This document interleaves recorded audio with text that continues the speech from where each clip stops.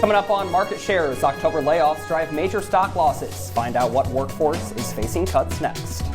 And airports across the U.S. are forced to cancel flights as the government shutdown hits the longest in U.S. history. How this could impact your holiday season. And Zohran Mamdani is elected mayor of New York City. But will he be able to deliver on price-cutting promises? Hold on to your wallet because Market Shares starts right now.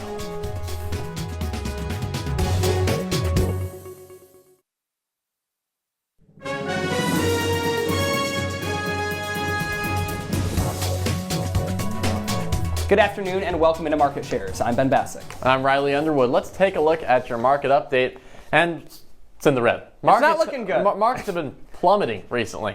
Yeah, all these other indexes falling less than 1%, but the NASDAQ, very tech-heavy, kind of leading that charge, dropping about 1% on Thursday alone. And it all comes back to AI. We've talked about it before, and it's an ongoing conversation. When you have evaluations that high, little minor changes in the market spark a big sell-off. It seems like everyone's talking about AI. I mean, it's really driving the dollar in the stock market, whether good or bad. I mean, it's still driving the tech sector upwards a little bit, but still the government shutdown, the numbers not really being released on time. That's really causing for some concern for investors. That's why you're seeing a lot of red here. Yeah, speaking of the government shutdown, we've kind of heard about this Doge effect, and that is the biggest driver of layoffs over the past year. But in October, the government sector accounted just for 5% of those layoffs, about 150,000 job cuts in total. And we're not 100% sure why that's happening. It could be a couple different things, maybe like a correction from this kind of hiring boom after the pandemic, or it could be those interest rate changes, or like we said, AI adoption kind of softening consumer outlook. Let's just say we take a look at our market movers, Ben. Let's do it. We'll start off here with NVIDIA, staying with AI. Now, NVIDIA, this is kind of an example of a historic rally turning into one of the kind of biggest wipeouts of the year, about down 10% on the week alone. And it all comes back to these Chinese-U.S. relations, right? With kind of concerns that China's nearing or matching the U.S. in artificial intelligence capabilities. NVIDIA gets about 20% of its data center revenue from China. So when we hear kind of these reciprocal tariff talks and changes at the Trump administration level, it's reflecting right here in the stock price. They're still the third most valuable company in the world, following Apple and Microsoft. But with that AI sentiment kind of shifting from more euphoric to cautious, it's reflecting in the NASDAQ and a lot of these other tech sector stocks. Let's talk about Datadog, our next market mover. I mean, this has absolutely been skyrocketing right now. I mean, they started yesterday when the market opened $156. That's what they were trading at. They ended the day $191. I mean, that's just an insane jump for one day. Its platform helps companies monitor servers, databases, and clouds. So it's a lot of servicing for bigger companies, and their evaluations have just been through the roof. Datadog reported their third quarter results where revenue grew 28% year over year. So investors really high on Datadog right now. And I mean, they got in it yesterday. Yeah, it's kind of this example of a stock that I've personally never heard of making an appearance when it comes to this cloud computing space, right? They're propping up these bigger companies and helping them assist with cloud computing and platform computation, but it's kind of this just like startup that hasn't been known prior. Let's talk about not high risers, but big fallers. DoorDash, a 17% drop in one day. That's their biggest drop ever. Down 22% on the week. It's just not looking good for them, and it's largely in part to them announcing that they're going to make hundreds of millions of dollars in investments in new technologies, including delivery robots. People didn't really respond well to that, and they didn't like it. And I don't know if those changes in technology are only driving this. I mean, typically when you see investment in research and development, that drives up stock prices. In this case, it's just an example of a company outspending what people think it should, right? I mean, I'm an Uber Eats user, so I'm not sure if that contributes so you're a competitor. To the DoorDash drop. But yeah, I am dealing in those competitive markets. But keeping a close eye on those food services stocks, especially now that we're seeing kind of STAMP program gets cut, it does drive changes in the food sector. Yeah, it does. DoorDash not looking too good right now. Well, job openings in October have slumped to the lowest level since February 2021. According to data from job site Indeed, the firm's job posting index fell to a little over 100, which was the lowest since February 2021. Under normal conditions, the Bureau of Labor Statistics would have reported its monthly job openings and labor turnover survey, a measure that Federal Reserve officials watch pretty closely. With the current government shutdown, economists and policymakers are left to look to alternative data for big picture indicators. Here's Federal Reserve Governor Lisa Cook on the data.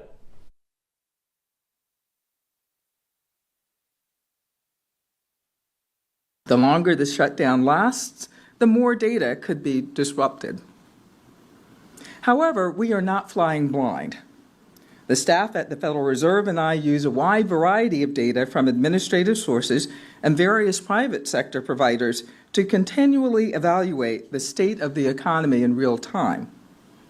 That practice has become essential in recent weeks, given the lack of official releases.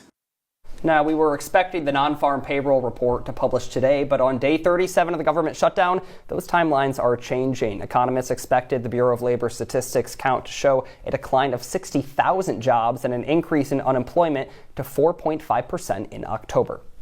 And a brand new report by Challenger is showing layoff announcements are hitting their highest level for October in over 20 years. It's painting a picture of a job market that's currently falling. U.S.-based employers announced over 153,000 job cuts in October, more than any October since 2003. When you look at how this compares to a year earlier, it's more than tripled. The highest level of layoffs are coming from the tech sector amid a huge time of restructuring due to AI. Companies in this sector announced over 33,000 cuts, nearly 6 times the level in September. Thank you so much, Chloe. Well, coming up on Market Shares, the Supreme Court just heard arguments over President Trump's sweeping global tariffs. How much this could cost the U.S. after the break.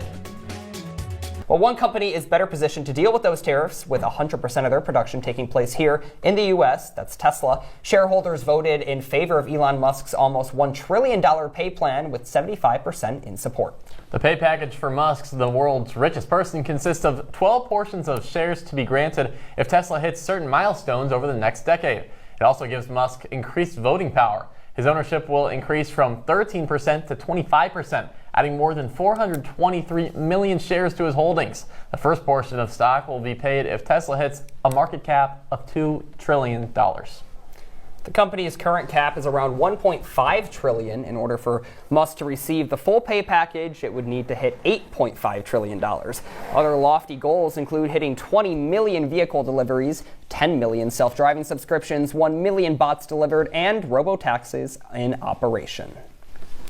Well, if you're planning on traveling anytime soon, expect some delays. I hope that's not the case. The Federal Aviation Administration announced it would reduce flights across 40 airports as the longest shutdown in history drags on. Transportation Secretary Sean Duffy announced that he'll reduce flight capacity by 10%, affecting 4,000 flights daily.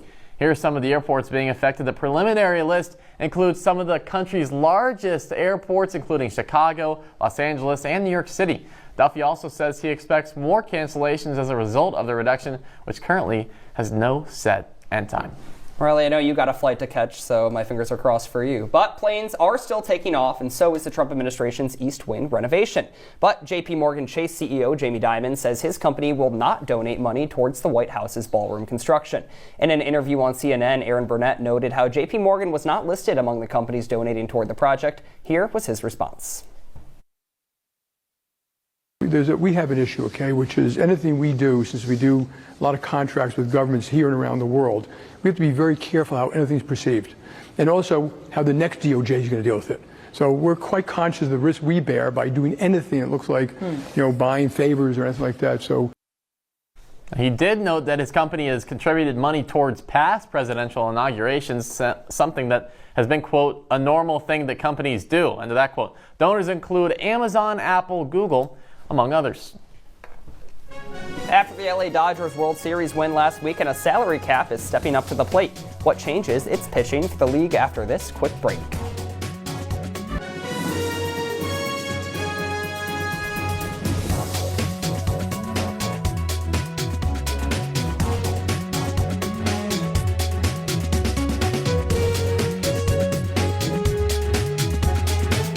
Welcome back to Market Shares. If you're excited about Starbucks' new holiday flavors, you might be waiting in longer lines than expected. Workers are authorizing an open-ended strike that may begin on Red Cup Day, one of the chain's biggest days of the year. The union is preparing to strike in more than 25 cities if it doesn't reach an agreement with Starbucks by November 12th. The two parties are not in active negotiations to reach a contract after talks stalled late last year. That'll be big for you, Ben. I know you take off classes for Red Cup Day. The union is pushing for improved hours, higher wages, and the resolution of hundreds of unfair labor practice charges brought against Starbucks. Without an end date in sight, the strike would also disrupt Starbucks' holiday season, which is one of the biggest times of the year for the coffee chain. Starbucks reported in its fiscal fourth quarter report that its store sales are rising for the first time in nearly 2 years. The company has also announced a $1 billion restructuring plan. Riley, this might be bigger news for you. ESPN Bet will be no more in a matter of weeks. Disney's ESPN and Penn Entertainment are ending their sports betting partnership 8 years earlier than planned. The partnership began back in 2023 and rebranded Penn Sportsbook, then known as Barstool Sportsbook, to ESPN Bet. Under the deal, Penn would pay $150 million per year for 10 years, plus warrants to buy Penn stock, for the right to use the ESPN name and branding. However, ESPN Bet struggled to gain market share. Their partnership allowed for either company to end the agreement after 3 years if performance thresholds were not met. But the deal is ending after just 2 years and a month before the end of the NFL regular season. Let's now shift attention to the Diamond, because even after a thrilling MLB season, there could still be a reason to worry about what the future has in store. Sam Reese is here to explain. Sam? Yeah, that's right, Ben. We're now 6 days removed from the Dodgers' dramatic World Series triumph over the Blue Jays to win their second consecutive title. And while MLB's offseason is just underway, that means it's already time to discuss future labor negotiations and the debate of whether or not a salary cap should be in place. Unlike all of the other major professional leagues in the United States, MLB continues to be the only one that does not implement a salary cap. Instead, the league implements a luxury tax system. So rather than a limit on team payroll, clubs that exceed a set threshold are allowed to do so, but must pay a tax on the overage. Now, the Dodgers are the prime example of a team who have continually gone past that threshold, with reports of LA's payroll being right around $350 million this year. Several owners of smaller market teams claim that this actually gives it an advantage compared to the smaller markets, right? So the smaller market owners are saying that this gives an unfair advantage because they can't spend as much compared to those big city teams. The Dodgers are the prime example of that, especially with their recent success. And now that's where things get a little bit tricky, because the Players Association has actually been vocal about their opposition to a salary cap, making the case that issues in the system can be resolved without one. So if the conflict over a salary cap intensifies, we could be looking at a lockout, guys, if the sides can't come to an agreement when all is said and done. I mean, Sam, as a fan of a smaller market team, I mean, that's kind of music to my ears a little bit. Well, we were talking about it before the show about this lockout. I mean, is this really realistic that this is going to happen? I think it is realistic, just because this wouldn't be garnering this much attention, right? We wouldn't be talking about this if it wasn't a possibility. Now, don't worry if you're a baseball fan, the 2026 season should be just fine. Now, the big thing you have to look out for is when the collective bargaining agreement, the current one, expires, which will be December 1st of next year. If the sides can't come to an agreement by then, the 2027 season is the one you could be worried about, where a lockout could come into effect, and deciding how long, depending on how long it takes for the sides to reach an agreement, that could mean no baseball for part of, if not all of the 2027 season, which is crazy to think about. Sam, how much does the Dodgers winning kind of another title increase the odds of a lockout and a salary cap that's going to be imposed? Definitely big time, because the Dodgers continue to spend more and more money, right? They were reported to have a payroll of around $350 million this season. That's what happens when you have those huge contracts you're paying to superstars like Shohei Ohtani. Yamamoto was a star as well. He's getting a boatload of money. And the Dodgers are the first MLB team since 2000, right? 25 years to win back-to-back titles. So since they are a big market team that has that advantage with spending more money, it gives more leverage to the owners of the smaller market teams, saying, look, this is not fair. They have the upper hand on us because they can spend all this money on all this star talent. So that's why I think we're more and more close to the possibility of a salary cap being implemented. No, and the other major sports leagues in the U.S., this can't happen. You don't have that many stars on the field because you simply can't afford it. So what would a salary cap kind of look like in the major leagues? And do you think this is really going to happen?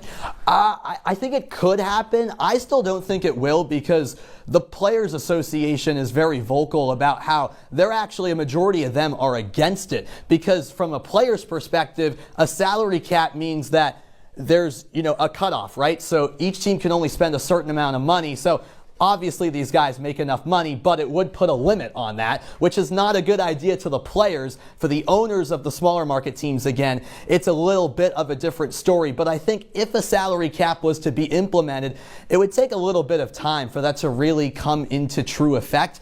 Because what are you going to do? Make the Dodgers get rid of half of their team? I don't know how realistic that is. And again, MLB is thriving right now. Ratings through the roof. I really don't think the lack of salary cap is a huge issue at this moment in time, despite the Dodgers winning again. Now, Sam, just wrapping up here. Yeah. Is it a good idea? I personally don't think so. I really don't. Again, I think different changes can be made and had been made in MLB to boost popularity. I don't think salary cap is the issue. Things like implementing the pitch clock. The ratings are through the roof right now. The sport's very popular, and I don't think a salary cap is needed. It's a free market. Let them earn what they earn. Yeah, Success that's right. brings profit. Exactly right. Well, coming up on Market Shares, New York City's billion-dollar running boom isn't slowing down anytime soon. How much money the New York City Marathon brought to the Big Apple when we return.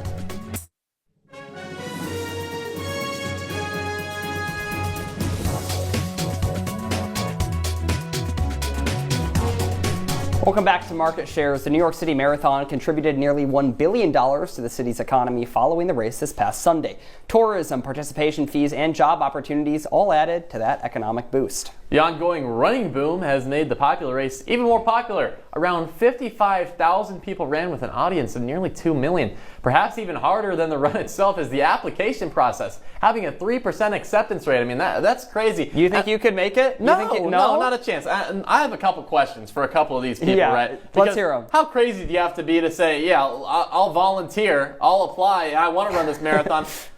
How much more crazy do you have to be to the 2 million people that are just standing watching them run by? Like, no one's chasing you. You're paying for a marathon to run. And I think our executive producer, Max Bellotti, put this in here because she ran a marathon I think so too. Earlier this month here, just kind of showing off a little bit. I would not qualify for one, but I would be an adamant supporter. And how did they determine if your application gets accepted or denied? I don't get that. I mean, I think there is something to be said about these major events going to cities and bringing in a lot of tourism revenue, hotel and service revenue. We saw it with something like the Eras Tour, bringing in millions and millions for cities around the country. You're always bringing up some Taylor Swift, aren't you? I got to bring it back to where it all belongs. No bad blood, though, Riley. Well, that's all the time we have for you on this episode of Market Shares. Be sure to follow us on Twitter and Instagram at CitrusTV News and like us on Facebook. I'm Ben Bassick. And I'm Riley Underwood. Have a great night, Syracuse.